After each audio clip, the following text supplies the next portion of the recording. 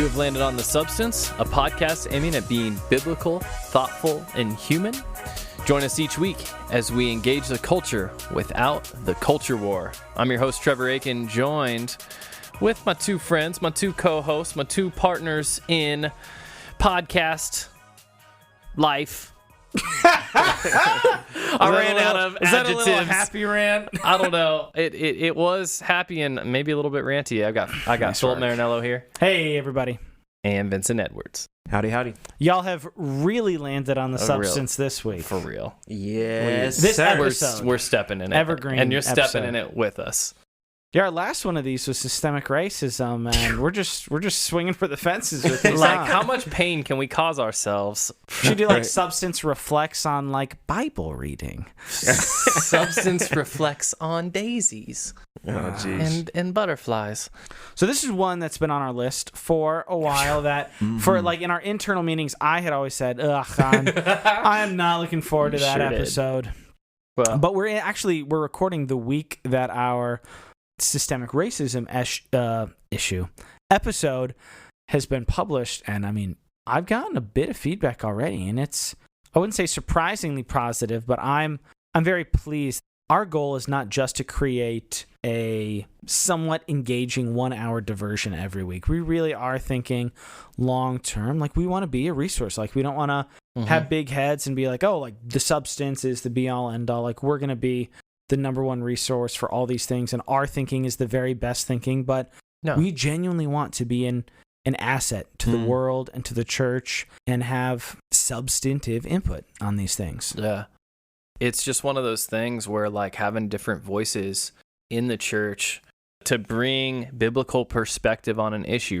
Christians, they've got plenty of folks that push back against them from outside their circle, from outside of a Bible-believing perspective. But to have somebody who believes the Word of God, who takes it as inerrant, who takes it seriously, but then is able to add some nuance to some of the Sunday school answers that we've always been given, like, that's really part of what we really want to do. That's really our goal. Yeah. To take the Bible seriously and to take all of the rest of God's creation that he has given us access to seriously. Yeah. Ephesians 5, it talks about in there trying to discern what is pleasing to the Lord.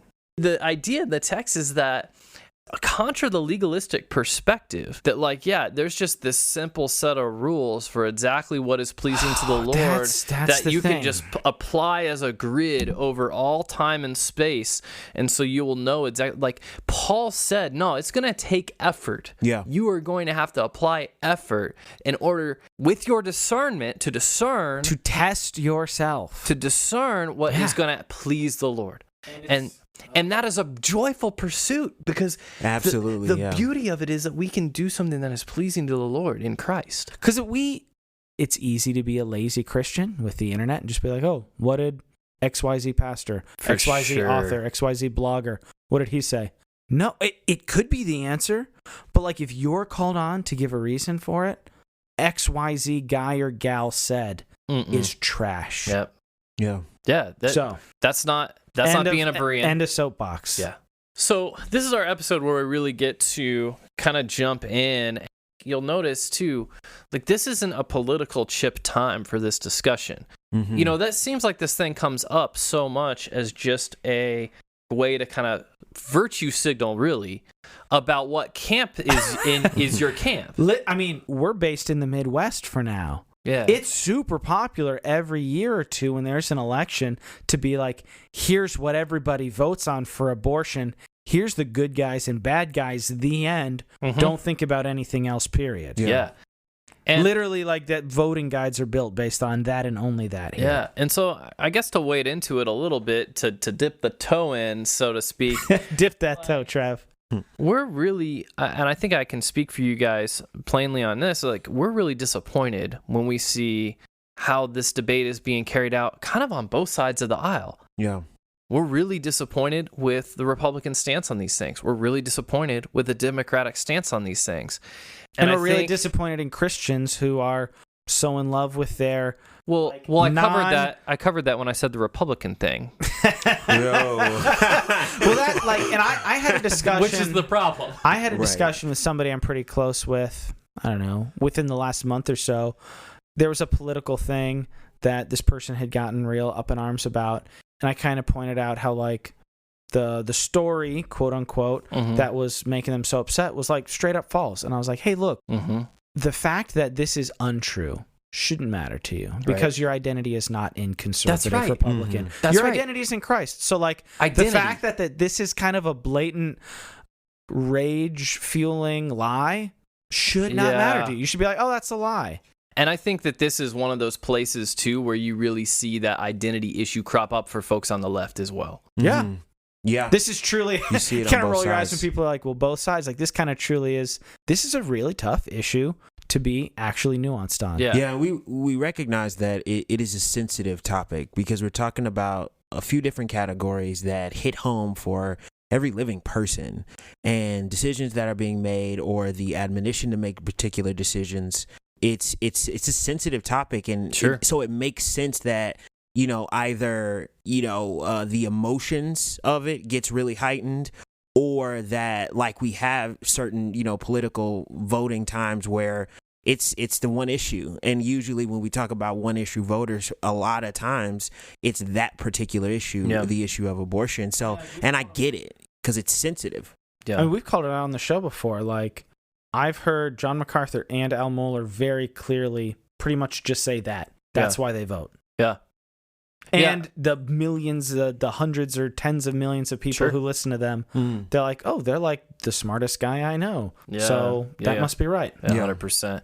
So why are we disappointed in what we see? What I would say succinctly as where I would stand on this issue, and then therefore why I'm disappointed with where this discussion is at right now, is that when we think about a pregnancy and all this talk about unborn lives, let's not forget, like, we're talking about a pregnancy. There are 2 lives involved in the discussion. There are absolutely. 2 There lives. At least, unless they're having twins, and there's 3 lives. But daddies get a lot of cover too, and they necessarily shouldn't, but that's maybe a little bit of a different topic. And so the thing is, I feel like where we're at in this discussion, one side is saying, well, the unborn children. And the other side is saying, well, the women.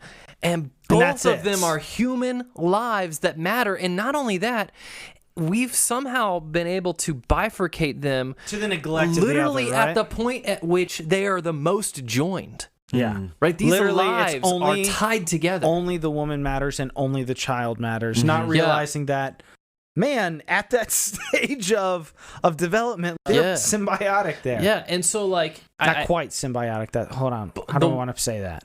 Well, they're dependent. Like the one, especially they're the pretty unborn life is dependent very right dependent there. on the other life. And so, what we want to kind of say is, yes, we are a pro-life in that sense, but we feel like an even better term, perhaps, than that would be pro-motherhood, Pro-lives, perhaps even pro-lives.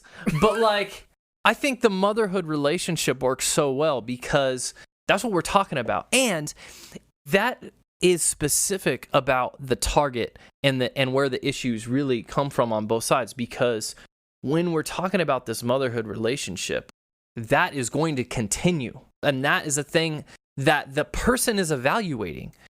So that is the point of crisis, right? Is becoming a mother, being a mother, having the support to be a mother, and all that relationship entails. And I think as believers, we should be the most pro-motherhood people that there are.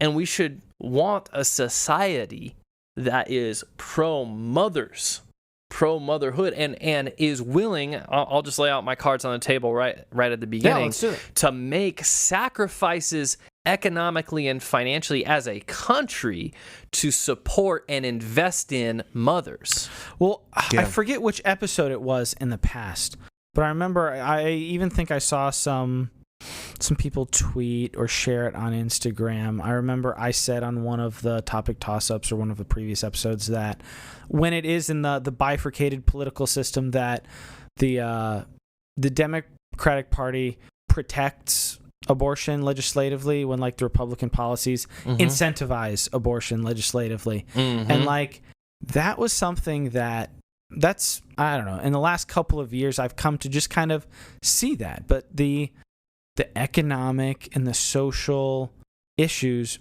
in the church, I hardly ever hear talked about. Let's maybe break that down a little bit. You guys feel like Sure, because you just laid that out, and like I feel like a lot of people are gonna have questions like, okay, Republicans incentivize what in the world? So I mean, one of the things I'll say, I re-listened to it this week preparing for this episode.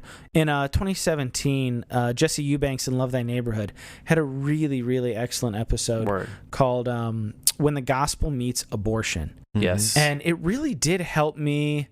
I was already starting to kind of wrestle with I was beginning to wrestle with some of the actual real issues surrounding abortion and not just simplistic and kind of dishonest rhetoric. But realizing, frankly, for minority single women, like genuinely how much of an actual struggle that is to bring in a life to this world by yourself in the American economic system. Yeah. Oh, 100%. Kind of bringing up some of the data here. I'm just going to read the conclusion from this study published September 2005. It's called Reasons U.S. Women Have Abortions, Quantitative and Qualitative Perspectives. And this conclusion is real short. It just says this. The decision to have an abortion is typically motivated by multiple, diverse, and interrelated reasons. The themes of responsibility to others and resource limitations, such as financial constraints and lack of partner support, recurred throughout the study. So hear what they're saying there. Like basically everywhere we look, when we try to figure out, okay, why are women having abortions? The answers that women are giving is that I don't have a support network for all of these other responsibilities that I have to fulfill. That will come when you have a life you need to care for. No, that I have right now. Like some people were talking about, like I'm caring for aging parents, so I can't also care for they have all of these burdens already, and so they feel like they don't have enough support around them to add for this children. And then the second thing was financial constraints, economics. So that's what I'm talking about. We need to incentivize motherhood. We need to support mothers because what they're telling us in the data is I don't have the social and economic supports to be a mom. So I can imagine a person hearing what you just said, the conclusion of that study, and to their mind, they might be thinking of three specific things that hit me with three that. already. I'd like to outline 1, 2, 3. Let's go. 1, 2, 3. It's sin. Okay. The real reason that she is having this struggle and making this decision is because of her sinful heart. Sure. The second one is poor sexual ethics. And the third one is having consensual intercourse in marriage. And is not that the same one? Related to the second one, or fatherless homes basically is a more clickbaity kind of term. Okay. So usually, or at least that's what I've heard, what would you respond to an individual who hears that conclusion and says, well, yeah, because of these things, that's why those are the conclusions. I don't of the understand study. how the third one connects real quick. I think, well, it's fine. Because you're talking about, he said, the lack of support. He's talking about like social supports. So that's what he's saying, like the social and situation. That was... I mean, do you want to jump in, Trev, on that? Well, I wanted to answer him, and one by one as he was bringing them up. As you do. Yeah. So let's talk about sin. First off, sure. Yeah. 100. It's sin. Like, it is taking an unborn life. Shall we be clear? Have we been clear yet? I don't know if we've been clear about our stance on abortion. It's life begins in the womb. Like. The Bible talks about that. And so when you abort a baby, and we're on team abortion is murder. Except in very, very rare specific cases. We can talk about those later. Which I don't even know if I'm 100% on. Oh, yeah, okay. Yeah.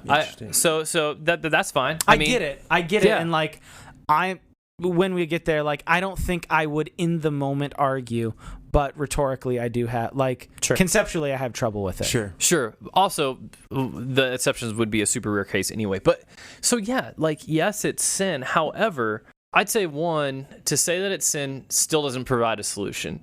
Sure. So all you've done is made a condemnatory statement. Second, so let's say the solution is outlaw it and punish it. How's that working out with other things in the nation? You can't just legislate it away in the first place. Like that's not how that works. Second, we don't live in a theocracy. Last I checked. Mm-hmm. So and it is also legal right now. Right. So we're not in the kind of place where it's just like, well, Christians say it's sin, so you're bad, the end. That doesn't, like, that really adds nothing to the discussion. It does. Like, if it's like there's a mother's life on the line, there's a baby's life on the line.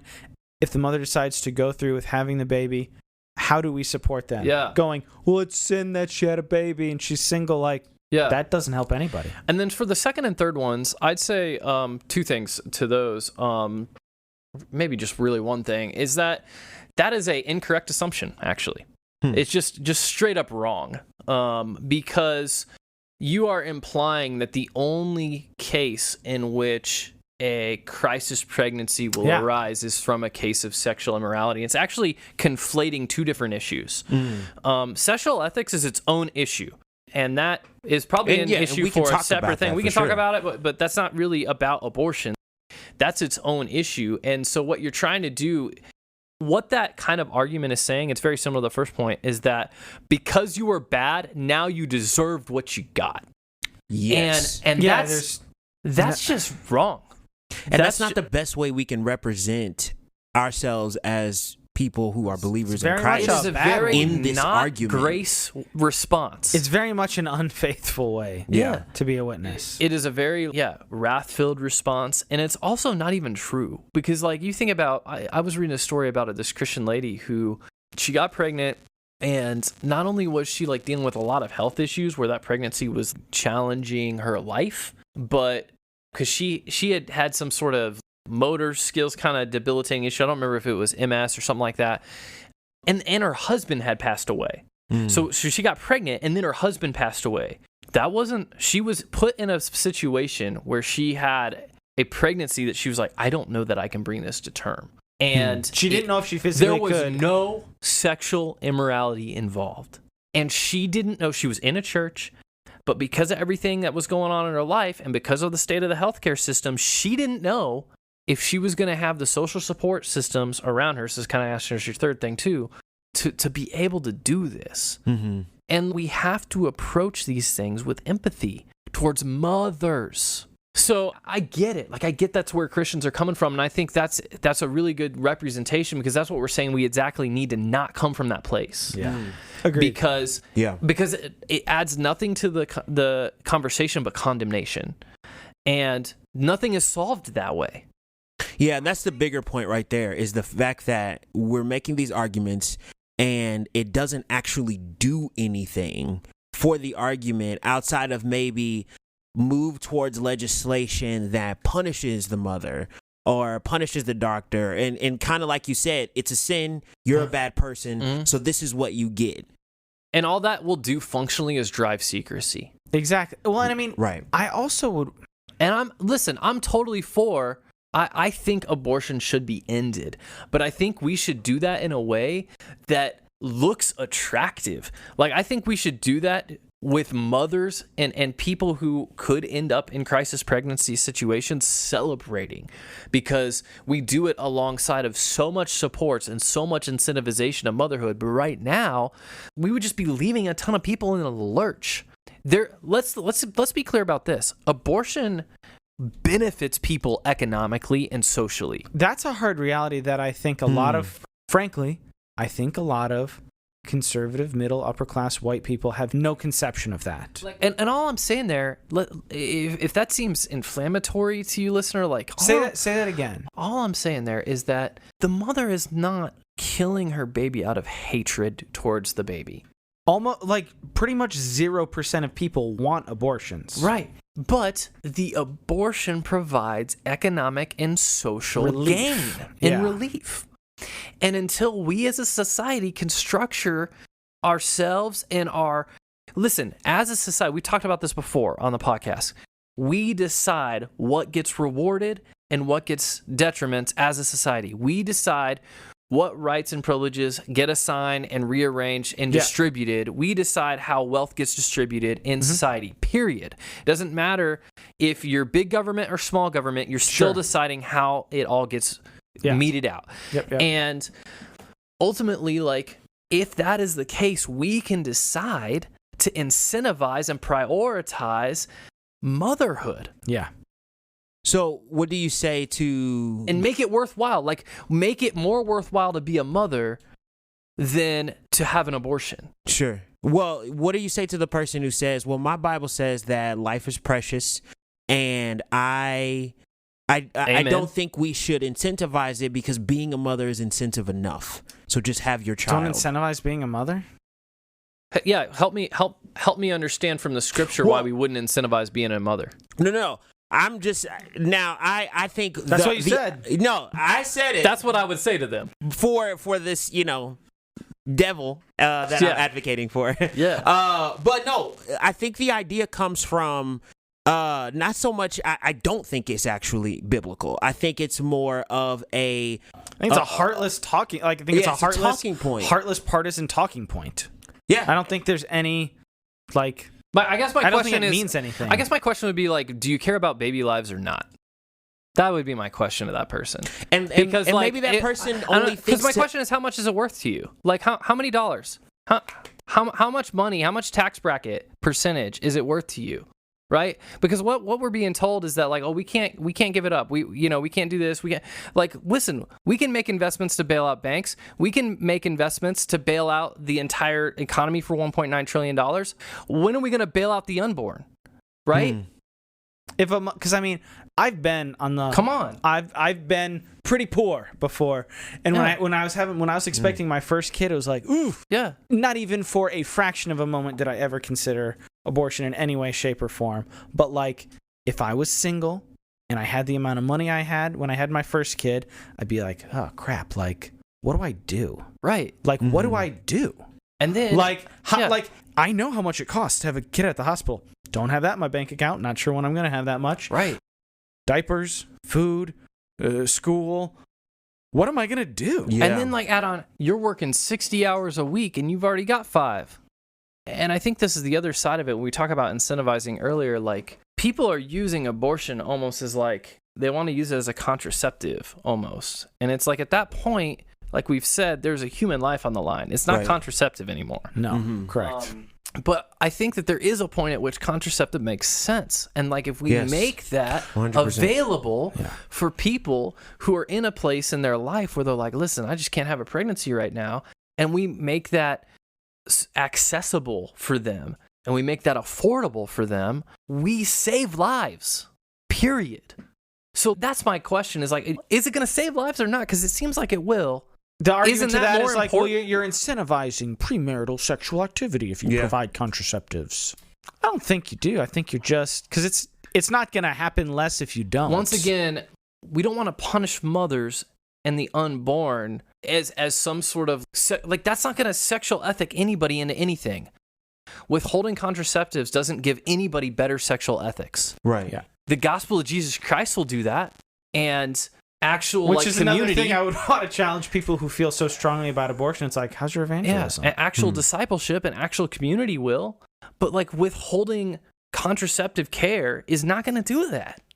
Yeah, because I think it's flipping it on its end. Or at least what I hear is you're saying if a young lady for whatever reason got pregnant and she knew she had foreign insurance, support, resources that she was not going to be like that question that you were asking, Phil, there's no need to even have it run past what am I going to do, because it's like I know that I have all of these things. You're not going to be broke for the rest of your life. You're not going to never be able to not have 3 jobs that you hate, or even in the interim prior to even having the kid. Yeah, it's like I know I got people behind me, I have organizations with me, and so there is no desire to even have an abortion, because to have this child is going to be not as bad as my mind might think it would.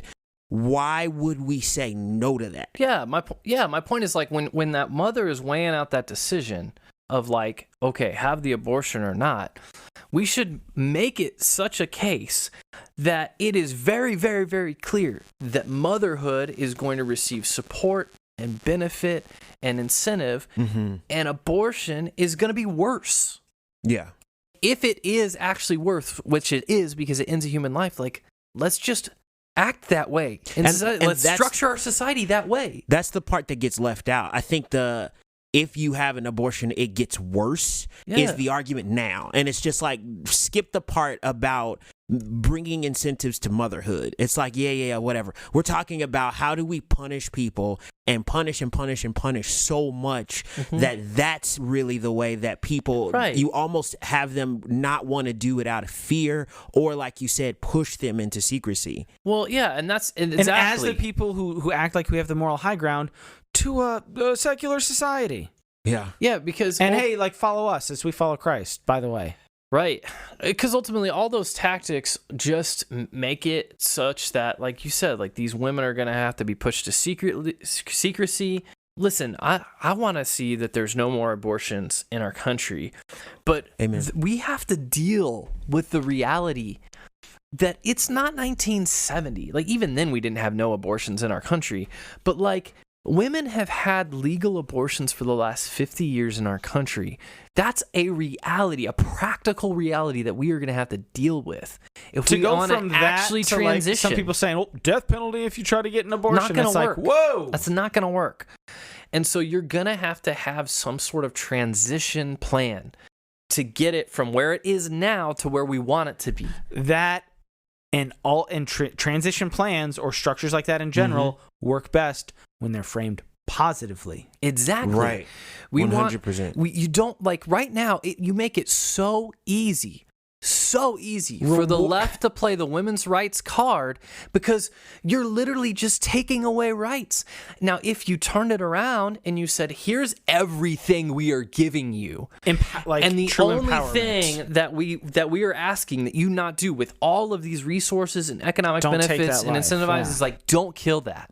Like, don't kill that human being. We care about that human being. Now, that makes sense. And then you can't say, well, they're not for women, when it's like, well, wait a second. You're telling me you're going to vote no on this bill that has all this stuff for women and all this incentives and all of this contraceptive care and all of this educational material and all of this, just everything from A to Z, and it's going to take care of them.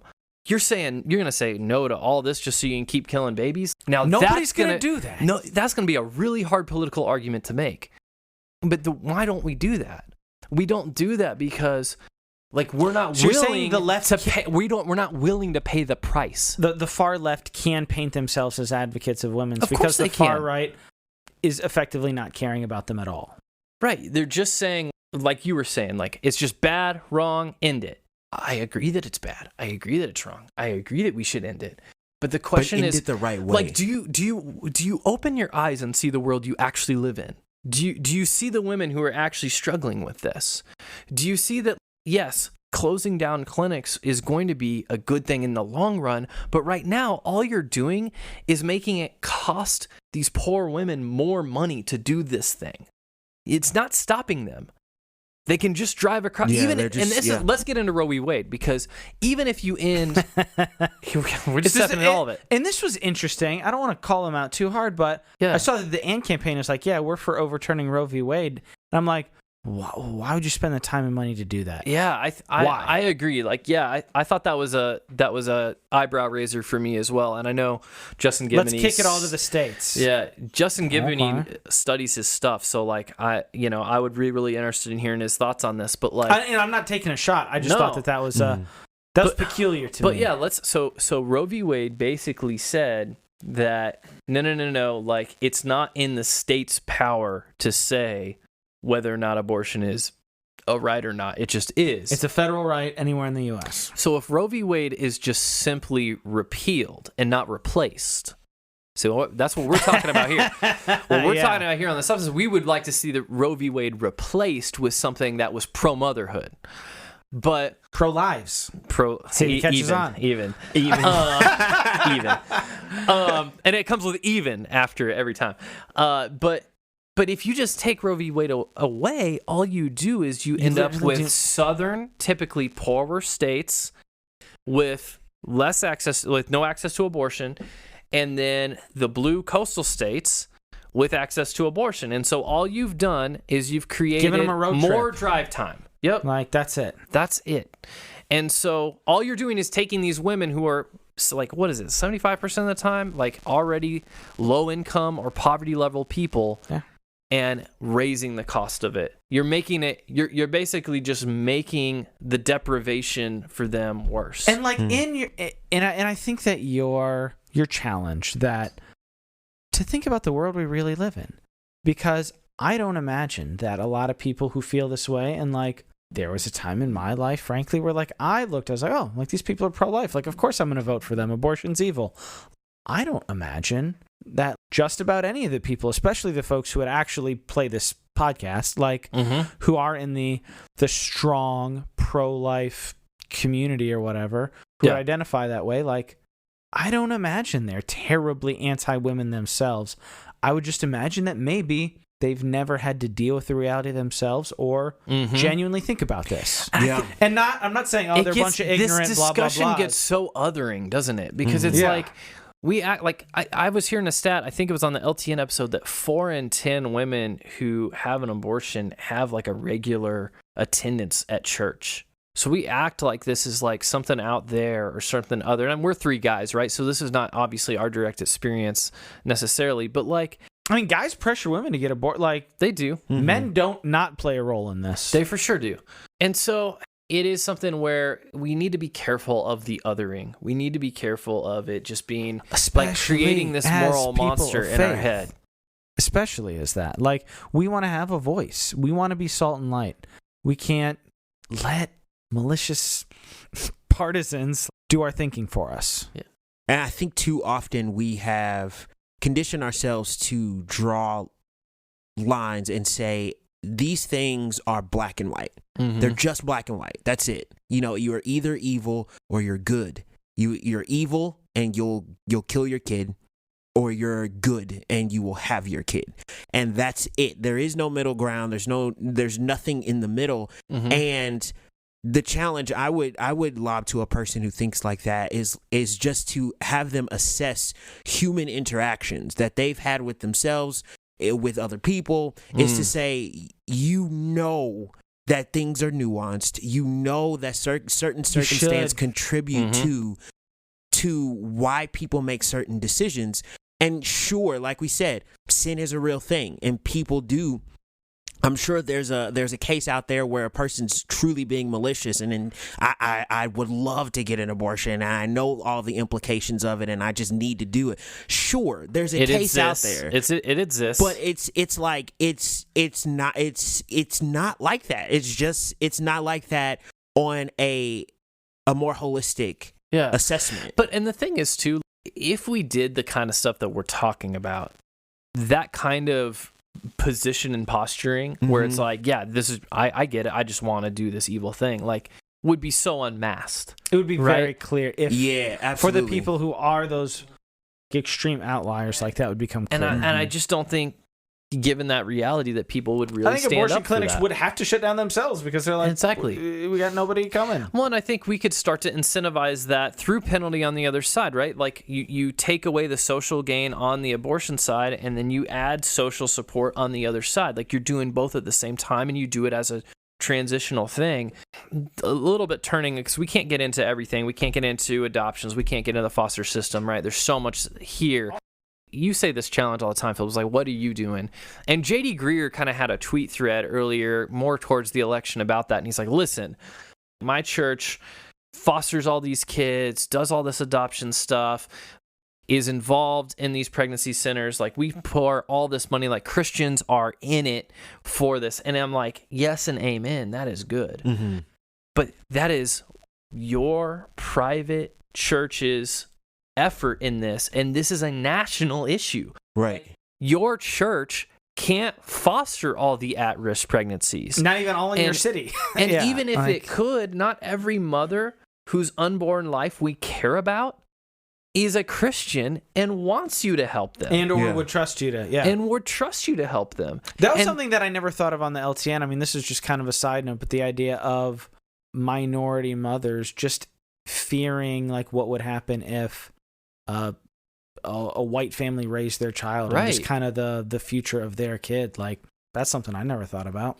Right. So like the solutions here are complex for sure, but like you can't just fix it. Like, as good as crisis pregnancy centers are, and I'm going to shout one out later at the end in the shout out section, but Teaser. like as good as private charity is, and more power to them, may they keep going, it can't be the solution, because we're dealing with an issue here that really is more about, like, a woman needs to know, if she's going to make this decision, that social support is there. We can't just leave it up to these women who are in these crisis situations to stumble upon the private charity of a church, right? We have to have a system in place. Like Advocating. proactive. We need to be advocating for policies and politics and politicians who are going to be pro-motherhood, not just pro-life. Well, because we have a little bit of time here. And I certainly think not just pro-choice. Like, Sure. let's say that. That's the interesting dichotomy, right? Because a lot of very conservative folks kind of poo-poo political engagement and lobbying and things like that, in my experience, other than in the realm of abortion. So maybe that might be a decent sell of like, hey, get involved positively rather than negatively. Yes. I mean, I've heard sermons basically like, don't get involved with, I mean, if there's police brutality or economic injustice or educational injustice or this or that, like, that's not the gospel. But a lot of people do get amped up about the lives of the unborn, which I think they ought to. Yeah. Sure. So, like, here's an avenue where, in some conservative churches, the only way of socially engaging that's got a stamp of approval could be done well. Yeah. So this could be a good first step into actually trying to engage the community from a faithful, biblical worldview to the good and the human flourishing of those around you. Abortion is totally a social justice issue. Absolutely. And it's not saying that here at the Substance and someone else listening, we have different objectives as far as two people saying that we want abortion to end. We've said that multiple times. We do want that. It's the means in which those things end that seems to be different, because we're going, like you said, like both of you guys have said, we're seeking to create a positive incentive for mothers. Right. And so that way the noise of abortion gets so drowned out because it's just not a good option anymore. Yeah. Well, I think some of the blindness to those social justice issues that lead to, that's what I was saying, the incentivization of abortion really could be, like, seeing better on this issue could be like cracking open the door, hopefully, to maybe see some other things better. And if nothing else, I mean, y'all, like, we've tried the other way for the last 50 years, and it really hasn't gotten us anywhere. How's that? Right? Yeah, how's that been working out? So, like, couldn't we be trying something different? Yeah, or at least willing to rethink it. Now, there's like tons of sub issues in here, right? Like about when does life actually start, right? And that actually does matter because it gets into, depending on where you put that, if you put it super early, you've got some contraceptives that end up being abortion. Mm-hmm. And then if you put it super late, you get some abortions that aren't abortion, like aren't actually taking a life. Mm-hmm. So that I feel no amount of expertise to be able to weigh in hard on that one. You've probably done a little bit more reading than I have. I mean, on that. just a little bit. I know some people in the medical field whose position I respect. I know what they think. Yeah, but I don't. Yeah, I don't feel to. I don't know if I want to go on record super hard on that one. I mean, I'll say this. This is where I've talked with people about it before, but like, I think that Christians who are dying on the hill of life begins at conception are not really standing on what I would say is good biblical ground or on good medical ground. That sounds much more like slogan than science. Yeah, and I think it comes from a good place, and it's what people have heard. I think it was a Catholic thing, and that's where it kind of started as well. But if you have life starting at conception, one interesting thing that happens is like you've got monozygotic twins that would ultimately be considered as a life, right? Basically a single soul in accordance with the life begins at a conception. Now that's a kind of nuancy, but I think the other thing is just biblically, the Bible says that life begins in the womb, but it doesn't really give us any more specificity than that. Yeah. And so if we're really going to plant our claim on something, we can, but now you're in a liberty issue. because that life begins in the womb is what the scripture says. So I would say the earliest that the earliest that somebody could put it, I think reasonably, would be conception, and the latest that they could put life beginning would be the earliest viable pregnancy, which I think has medically happened around like 21 or 22 weeks. They were able to sustain a baby's life. So I think that's your window. Certainly anything after that is completely unquestionably life. Yeah, this is a little bit over my head, but I've heard a number of very irreligious people talk, and I was encouraged to hear that, like, the far right, extremely conservative pundits who are trying to, like, paint anybody who's not an extreme conservative out as to be like these hateful, murderous folks. I've heard a lot of very liberal folks talk about this exact thing where it's like, no, it's definitely a life at a certain point while it's still inside the mother. 100%. That it doesn't like magically going through the vaginal canal doesn't magic. No, but life a lot of people live in slogans. They're right. A lot of people live in letting talking head. It used to be talking heads on the TV. Maybe now it's the radio or podcasts or YouTube or whatever. I want to jump back in because I gave a range. That's not exactly my personal belief. The range is what I think where any reasonable person has to at least land in that range. Where I land is at implantation. So like, for people who don't know, I guess, welcome to our anatomy podcast. When sperm meets egg, right, and is fertilized in the Bio 101 here. Yeah, the egg has to travel down the fallopian tube. Now, if that egg implants into the fallopian wall, you end up with a very harmful pregnancy, right? That it can endanger the life of the mother, and that is not a viable pregnancy. Right. So I don't think you have life there, right? So that's actually after conception. So once again, that is after conception. I still don't think you have life at that point. We should get an audiogram of this and animate this. Good Lord. So when the fertilized egg implants into the wall of the uterus, that is actually the point biologically when this is going to be a technical term, the I am pregnant hormones are released in the woman's body. Right. So obviously very not technical. But like I think that's the moment. That is the moment where you could say, okay, she's pregnant, like, and that is a human life. I feel comfortable saying I lean that way, but it doesn't matter to me. And here's why it matters, though, Phil, is that depending on when you decide that determines what contraceptives would be considered abortive. Of course. So, like, for example, there are a lot of contraceptive work by hardening the uterine wall and preventing implantation. So under my schema, that's not abortive, but under a life begins at conception schema, it would be abortive. I've had that conversation with plenty of Christians, different people, feeling differently about that. And I also that's think a conscience issue. We were talking with Flame, like, let everybody be convinced. Like, that's why I said the range earlier, because I think as a secular country, like, we can't. If science decides, like, okay, boom, here's the point, like, and if it agrees, it's implantation, then let's just go with that. But like, if there's like this room, well, then let's let the window be the window. But that's not the same as like, just whatever, just abort the babies whenever because that's what we want to do, and women have the right. Like, no, like, we need to be trying to save these lives. Like, this is a human life. It is a life, and it is very obviously human. So like, nobody disagrees on that. So, like, we need to protect this thing. So, bullet point. When would you say it's okay? Okay to what? Have an abortion.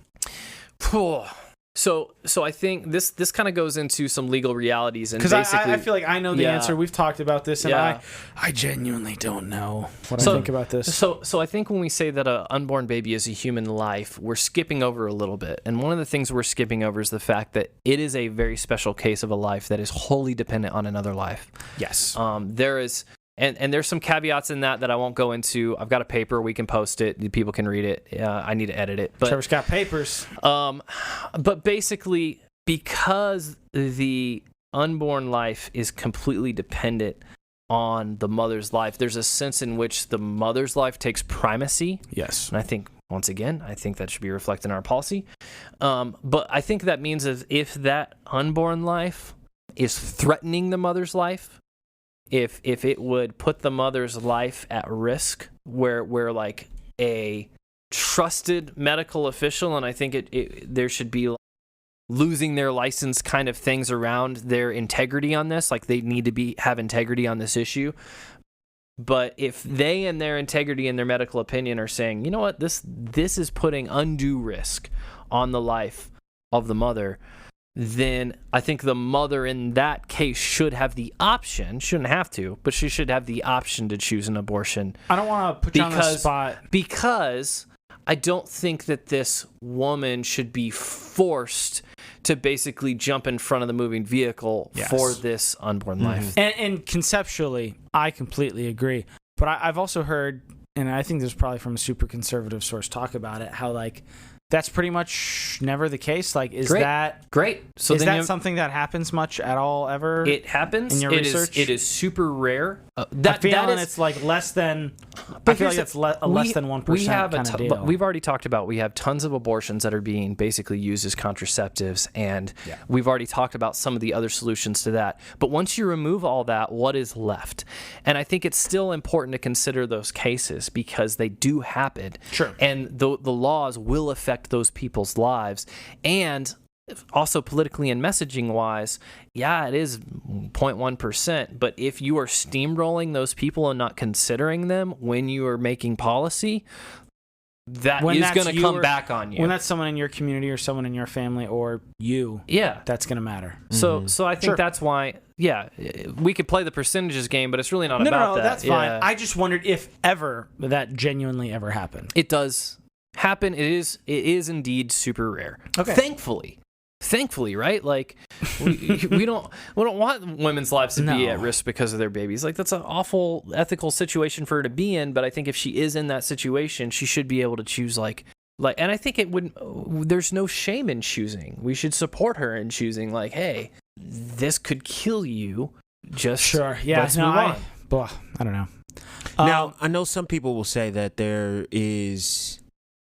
What they would add to that list to say that if the baby has a percentage or a chance of basically miscarriaging or the baby, they could bring it to term, but that this baby might die, so we should kill it. Baby might die, so we should take it off. I feel like I know some people who would advocate for adding that to the list of special cases. I would disagree with them. That doesn't make any sense. I would disagree with them. I think that is I think it makes sense almost in a eugenics kind of way. But that eugenics makes sense. Then we're not gonna. I'm sorry, not in a eugenics way, in a euthanasia way. I used the wrong word. I knew exactly what you meant. Yeah, it makes sense in a euthanasia way, that's maybe an interesting topic for the future. I don't know. Yeah, I feel like end of life and the beginning of life are two different stages and can be. I think the thing that you can emotionally argue for different things. I think the reality there is like, not saying if that life is no risk to that mother, give the kid a shot. Yeah, like why would you not? Why? And to be clear, I play devil's advocate, I know you do. I'm usually in agreement with everything. The mother's safe, definite ending of a life to prevent a possible ending of a life makes no sense. Yeah, I it's don't really understand just I think what it is just to prevent the emotional hardship and everything and the pregnancy, right? They're saying, oh, well, this kid's not going to live anyway. Why put her through the pregnancy? But it's like... That's like the playing God thing, yeah. Yeah, I think it is. Yeah, and I know plenty of people who have cases where they get that report, they say, you know what, I'm going to choose to have the child, and the child's fine. Yeah. It's healthy. They 100%. saw the sonogram, and it had all the symbols that that particular thing was going to happen. The American medical community and the things they flag that's a whole nother different thing. For sure. So anyway, there is some intro for some folks right there. I think, give us your questions, give us your thoughts. We're trying to think this out. Hit this up again. Yeah, I think we pick some of the specific stuff up and maybe future topic toss-ups. We'll drop the paper in the show notes. It's pretty rough, but I'd love your thoughts. And if Justin Giboney is listening to this, and he could chime in on why they want to repeal Roe v. Wade and what they want to do. Substance. Yeah, no, honestly, just because I think you're a super thoughtful dude, and you could probably just set me in my place, that would be dope. Substance shout-outs then, eh? Yeah. On these heavy episodes that we really should get like a musical transition or something. Okay, so substance shout-outs this week. It feels especially after a topic like that. So My shout out this week, now that it's completed, sometimes I like to pick things that I would like to highlight to the listener that they might not already be aware of, but I didn't want to let too much time pass before I shouted out WandaVision. I know that the MCU is like one of the biggest things in the entertainment world, and Disney Plus is like one of the biggest things in the streaming world, but with no spoilers, I know, because my man Vince hasn't finished it, and maybe some of the listeners Hasn't even started already. it. Well, I'm sure once you start it, you go, now that you got the whole thing. But I mean, Yeah, I haven't started either. I actually think it really did benefit from not binging it. It was, anyway, I think it's like 9 or 10 episodes, a really, really entertaining, and in the whole MCU, like, superheroes done well, but really a story about, like, grief and coming to terms with loss. At this point, it's not a spoiler that Vision died in Infinity War, and, like, just the whole story of how Wanda is dealing with the loss of, like, somebody close to them, I just thought was exceptionally well done and very touching for, like, a superhero show. So check it out. Feels like a spoiler. There you go. Yeah, I know, man. He died in Infinity War, guys. That was 3 not years that ago. part. All right, Not all that right. Stop it. All right, Vince, go. Cut my man Philip off. You know, I hate that. So this week, I honestly have no shame. I'm sticking with music. Why Keeping would the you be? record going. Yeah, no, it's been, I know a lot of talented individuals and have not Yes, known you do. personally, but Yes, you do. anyway, ran across a young lady. Her name is Susan Carroll, and she is from Texas. And she is a singer-songwriter, and she's not very big right now, at least. She did go on tour with Toby Nwigwe when tours were a thing. Oh. And Okay. one of the backup vocalists. Singer-songwriter, like, with a acoustic guitar, or like Acoustic guitar, electric guitar. I think she can play some piano, but she doesn't do that one too Okay. much. I was thinking if she's on tour with Toby, like, what's her act? She's usually doing backup vocals, Okay. or on the tour she was doing backup vocals, I and then he actually gave her some of the platform to perform what's one up, of her man. personal People platform songs. each other. So That's what's up. yeah, she's a amazing vocalist. I mean, she's done a lot of. She actually recently did a song with Full Crate called Magnetic. And it's just a super soulful R&B smooth song. That's what's and up. her vocals are impeccable. So definitely check out Susan Carroll. Susan Nice. Carroll with the impeccable vocals. Dope. So for my substance shout out this week, kind of going with the theme of the episode, we are a Kansas City podcast, and here in Kansas City, there is a private charity. It's a crisis pregnancy center called Rachel House, and they kind of really, it's free services. They come in, they help women out, and I understand it's like even after the birth of the kid, there's still a lot of stuff that they're giving and helping these women out with, and giving counseling service, all this kind of thing. So Really check trying to do them things out. proactively and positively. We'll put their website link in the show notes. I know that also if you're in the area, they do like a walk or run for life typically as well. So be on the lookout for that. We got a lot of Kansas and Missouri listeners. Yeah. Guys, throw them some change. You know, I'm sure they're always doing fundraising stuff, things like that, and those profits are going directly to helping out women in crisis pregnancy. So if you hear this and you're like, listen, like, I want to do something, I want to be part of something, and you're here in the Kansas City area, that is a good charity that you can support. And we got a listener or two involved with them, right? Yeah, I believe so. Absolutely. So, yeah, shout out to the DeRuses who help out with them sometimes. So, Rachel House, check them out. Thanks for hanging with us for another episode this week, guys. If you appreciate what we do here at The Substance, trying to think through things critically and give you guys some balanced, thoughtful content, you can support us in our Anchor link in our show notes. At Anchor, you can sign up for regular monthly support at whatever monthly amount works for you, even if it's just a few dollars a month. We put out at least 4 free episodes a month, so if you want to kick us a couple of bucks per episode, we'd greatly appreciate that. We're working on a goal actually of having $25 a month donors. If we got, because there's a lot of plans that we have here at The Substance, but we're very much doing this part-time. We're not trying to get ahead of ourselves here. So if you guys like what you hear from us and want to help us continue to level up, please consider supporting us monthly, or if you really like individual episodes we put out, you can give us single donations on Cash App at $The Substance Pod. Follow us on Instagram, Facebook, and Twitter at The Substance Pod. There, on those platforms, you can engage with us in the comments section. You can make a post and tag us, and we can respond to that. Just let us know what you thought about the episode, because we'd love to know what you're thinking, the things that we got right, the things that we got wrong, or even things in the future that you'd like for us to cover. Also, our giveaways and our substance shoutouts will be there, so follow us on the socials. Make sure to follow the show, get notified by hitting the subscribe button if you're looking at YouTube, or if you are looking at the podcast app or whatever podcast you're using, as well as following us on social so that you can be notified when you get the new episodes. One thing we love about our show is that we are interacting with you guys. And so you see our email link, thesubstancepod@gmail.com. You have some thoughts about this episode, you can hit that. Fire off some of that interaction that we love to get from you guys, as well as we have a phone number. Not a lot of shows do this, but we've got a phone line that you can call in at 913-703-3883. Leave us your thoughts there, and if you do that and it's something that is really interesting to us, we can put that on the show as well. Yeah, you keep it short and sweet. That's the best way. If you're a listener and you like what we do and you want to get on the show, that's a great way. I think we only did that once or twice in our first iteration. I don't even know if we've done it 2.0 yet, have we? Haven't had a call in yet.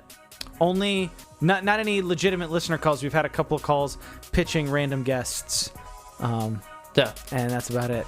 Yeah, keep the guest pitches to the socials or the email. But yeah, give us a call there, and we'd love to hear from you. Thanks for walking through this tough issue with us this week, and we appreciate you guys joining us, and we'll see you next time. On The Substance. Peace. We all did the things we did.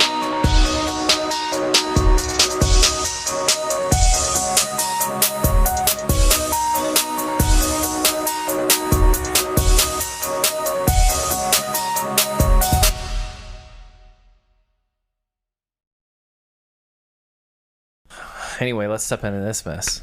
All right. You really landed on it this time. You've really landed on The Substance. That's if you wanted to do that, I would not be opposed. You have really landed on the substance. All right, I'll give it a shot, and if we hate it, we we'll don't need to do that. All right, never mind then.